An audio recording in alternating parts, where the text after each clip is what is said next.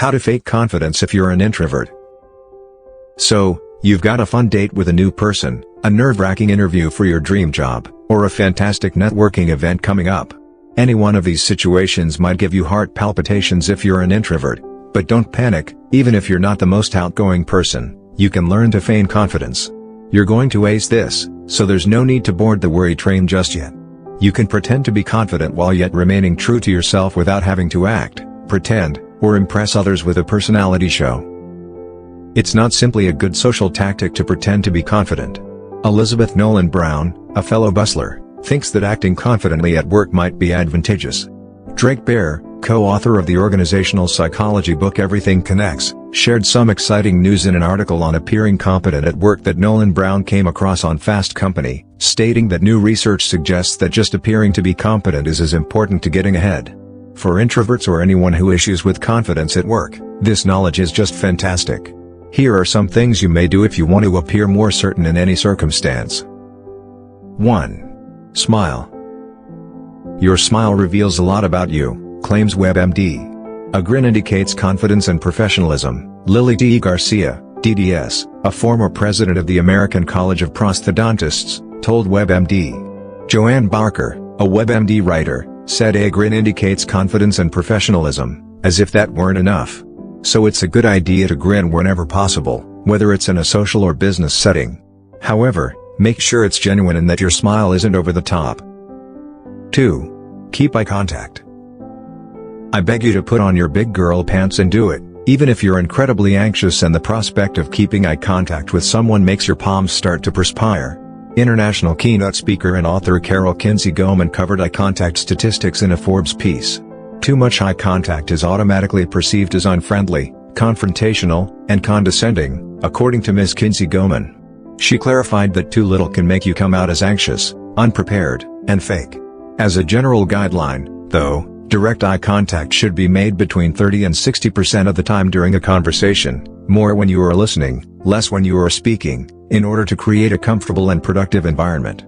As someone who finds navigating new social settings and meeting new people effortless, my suggestion would be to not overthink it, just go with your gut and you'll be fine. 3. Dress up. It's no secret that choosing an outfit is like choosing social armor, and that what we wear has power over others, says Vogue, thus wearing boldly can affect your mood. This absolutely rings true to me. Even if I know the company is modern and takes a laid-back style, I always dress really professionally for interviews so that potential employers can see that I am serious about wanting to work for them. The same is true for formal occasions and social gatherings. If there is no established dress code, I always choose to dress up rather than down to project confidence. 4. Stay fresh. Avoid taking a chance by attending your function if you've had a long day at work and aren't feeling your best. The last thing you want to be concerned about when you get to your destination, whether it's an important meeting with clients, a dinner date, or a birthday celebration, is whether or not you smell a little bit. The same rule applies to your teeth. If you ate a lot of sugary or garlicky food for lunch and your gnashers feel a touch gritty, go home and refresh up. A chewable toothbrush, some baby wipes, and deodorant can also be packed in your work bag if you're really pressed for time so you can freshen up on the move. I naturally feel a lot more secure and less self-conscious when I'm really young. 5.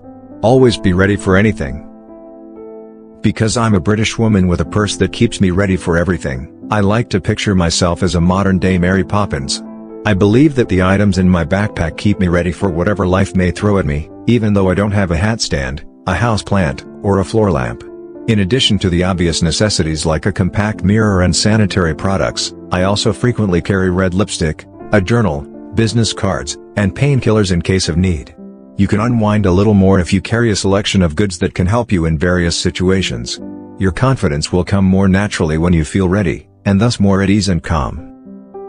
6. Do not fear silence. In a piece for the Huffington Post, Anthony Szilard, CEO of the Global Leadership Institute, talked about halting conversations. Pauses in conversation during which you deliberate calmly and firmly about what you want to say next are like the small pauses between notes. Without them you generate noise, not melody, stated Szilard. It's preferable to be silent than to hurriedly try to fill in blanks with meaningless remarks. Instead of sounding nervous, gather your thoughts and convey exactly what you want to say. 7. Go first. Whatever the situation, always take the lead. You might be in a group interview, at college waiting for someone to present their work to the class, or your team might be presenting ideas to a possible client.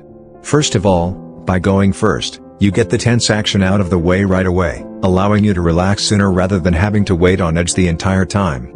In my opinion, putting yourself out there and offering to speak first in any occasion is amazing because it suggests that you are eager to express your thoughts or that you think what you have to say is excellent. Even if you're heavily perspiring and making every effort to maintain your physical stability, going first may give the impression that you are much more confident than you actually are. After that, you may relax and genuinely take in what the other people are saying.